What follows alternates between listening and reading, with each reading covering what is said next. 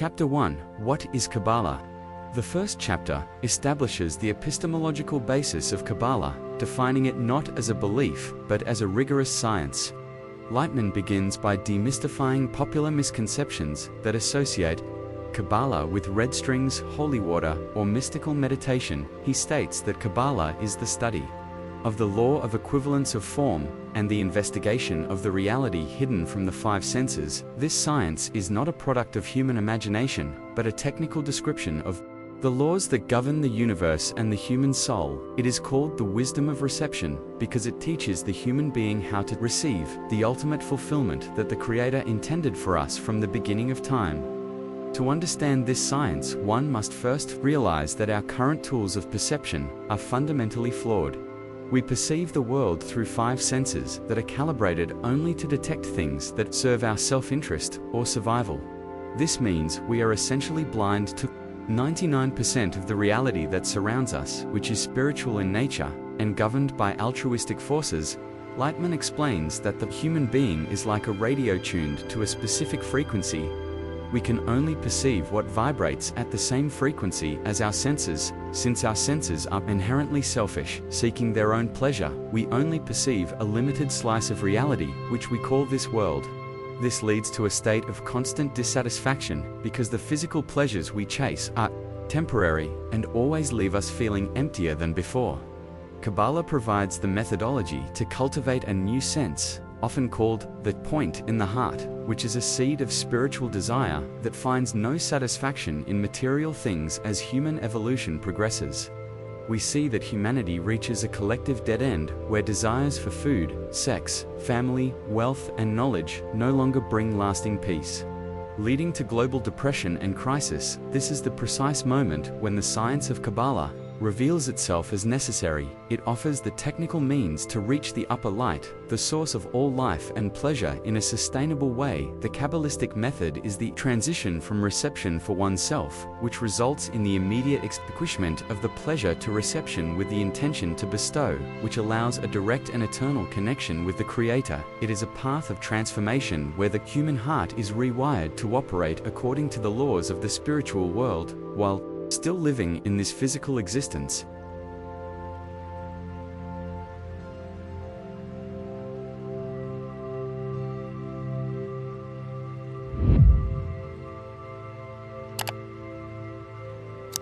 Chapter 2.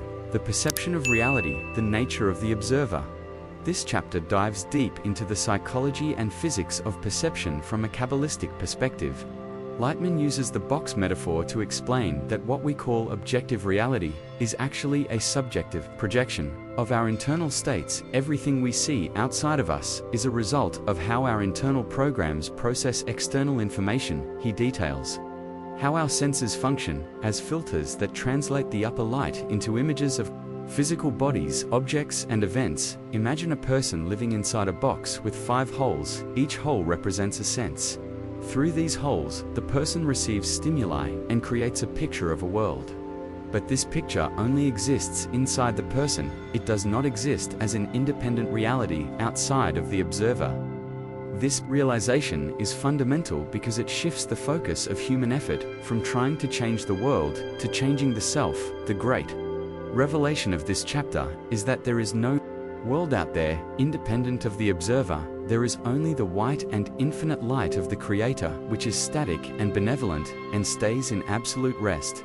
However, the creature's internal program, which is based on the desire to receive, fragments this light and colors it according to its own egoistic qualities. If we change our internal nature, the external reality we perceive changes instantly. This is analogous to changing the lenses of a pair of glasses. If the lenses are red, the world appears red. If we change them for blue, the world becomes blue.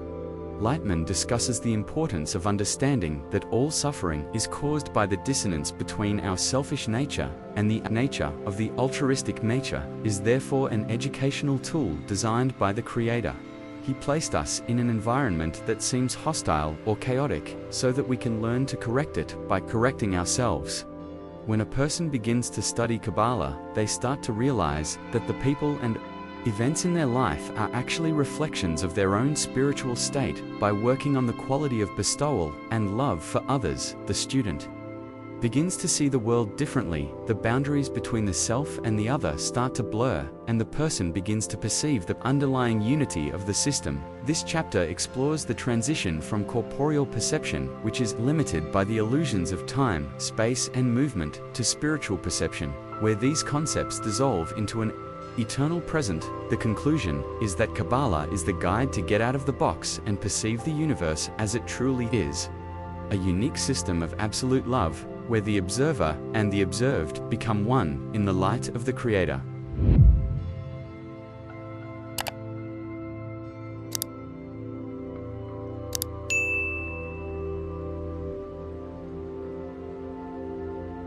Chapter 3, The Genesis of Creation, the 4 phases of direct light. The third chapter is the technical core of Kabbalistic cosmogony. It details the process by which the Creator's light gave rise to the desire to receive. This process occurs in 4 fundamental stages, known as the 4 phases of direct light, or Abba, Bejanot, D, or Yesh-A. This is not a historical account of events in time, but a logical description of how a creature is built from scratch. The Creator, who is pure bestowal, wants to give pleasure. To do this, he must create a vessel that can receive that pleasure. This vessel is the desire to receive. Phase 0, known as Shoresh, or root, is the phase of pure light where the Creator has the thought of the creation and the desire to give. In this phase, the desire to receive does not yet exist as a separate entity. Phase 1, called Bajina Aleph, is when the light creates the desire to receive and fills it completely. The creature receives the light and feels immense pleasure, but it is passive. Like a baby being fed, it has no self-awareness or independence. It is simply a reaction to the light. Phase 2. Bajina Bet occurs when the desire to receive begins to feel the nature of the giver within the Lei. It realizes that the giver is superior and feels a desire to be like the giver. This leads the creature to reject reception and decide to bestow instead. Phase 3, Bajina Gimel, is the stage where the creature realizes it cannot bestow to the Creator because it has nothing of its own. It decides to receive a small portion of light, but only for the purpose of allowing the Creator to have the pleasure of giving. This is the first conscious action of reception with the intention to bestow. Phase 4, Bajina Dalit, is the final and most critical stage. The creature decides to receive all the light, not just for the pleasure of the light, but to reach the status of the Creator himself. It wants to be the master of the pleasure. This is the play, desire to receive, in its complete and independent form, called Michael Laitman explains that all creation, including the physical universe, all galaxies, and all individual souls, derives from phase 4. This phase is the essence of everything we know as reality. The chapter explores how the conflict between the pleasure received and the shame of being a mere receiver leads to the next step of development, known as the restriction.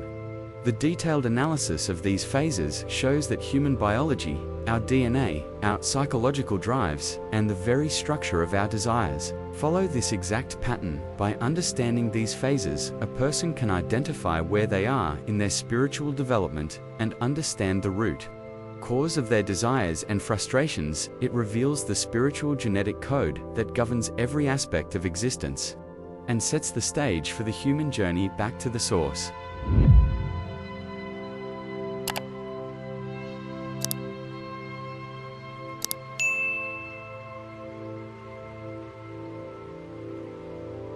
Chapter 4, the Tzimtzum, the restriction, and the shame after phase 4 reaches its fullness and receives all the pleasure. It begins to experience an unbearable duality.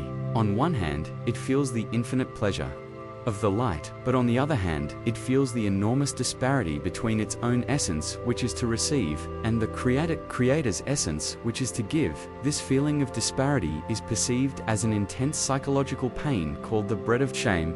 It is the realization that the creature is opposite to the Creator, and this opposition creates a barrier to true connection.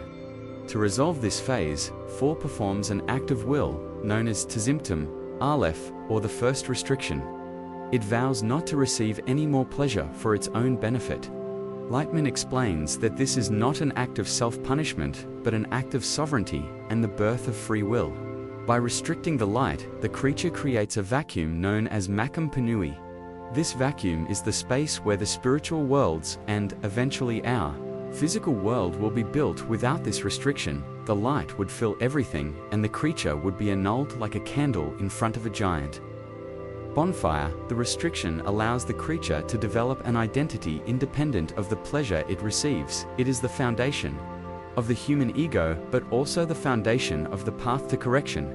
Laitman discusses the mechanics of the masak or screen, which is the force of resistance that the creature places over its ego. The masak is like a muscle of the soul that allows it to say no to immediate gratification. If the creature can resist the desire to receive for itself, it can then reflect the light back to the source. This reflected light is called returning light, or chosa.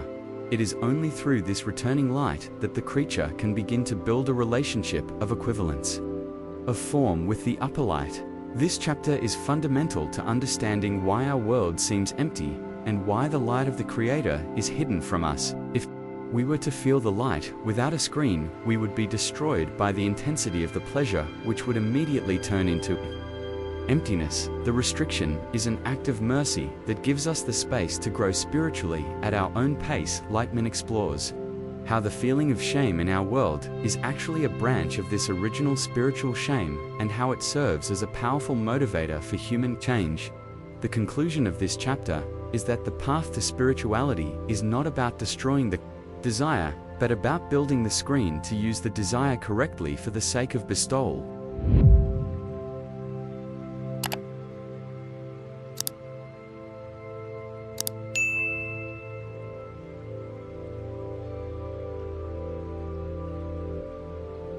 Chapter 5: The Structure of the Upper Worlds. The Spiritual Ladder. This chapter describes the architecture of the spiritual system that separates our world from the world of infinity, known as Ein Sof. The worlds are described as filters or curtains that reduce the brightness of the light, so that we, as fragmented creatures, can survive and grow gradually without being overwhelmed. There are 5 main worlds: Adam Kadmon, Atzilut, Beria, Yetzirah, and Osea. Each world represents a different level of concealment of the light. Adam Kadmon is the plane of pure thought and planning closest to the source. Atzilut is the world of emanation, where the light and the Creator are perceived as one. Beria is the world of creation. Yetzirah is the world of formation, and Osea is the world of action, whose lowest level is our physical universe. Each of these worlds contains 10 Sephirot, which are channels of divine energy: Keter Chakma, Bina Chest, Gevura, Tiferet, Netzach, Hod Yesod, and Melquet. Laitman explains that these worlds and Sephirot are not places in physical space, but states of consciousness inside the human soul. Climbing the spiritual ladder means crossing these worlds back to the source by refining our internal qualities. The chapter details how each level requires a greater thickness of the masak or screen. The higher a person ascends, the more ego they encounter, and the more strength they need to convert that ego into bestowal. The structure of the worlds works like a sophisticated feedback system. If we act according to the law of bestowal, we feel the approach of the light, and the worlds become transparent. If we act selfishly, the worlds become opaque, and we feel disconnected and lost. Laitman emphasizes that this journey is a technical process of soul engineering. It requires precise study and constant practice in a group environment. The structure of the worlds is like a map that the Kabbalists have left for us, so that we do not get lost in our imaginations. By studying the properties of each world and each sephira, the student learns how to align their desires with the spiritual laws. This chapter explores how the different levels of the soul, known as Nefesh, Ruach, Neshama, Chaya, and Yechidah, correspond to these worlds, and how a person can attain their full spiritual potential by ascending through this ladder while still living in the physical body. The conclusion is that the entire system of the worlds was created specifically as an educational ladder for the human soul to reach. Level of the Creator.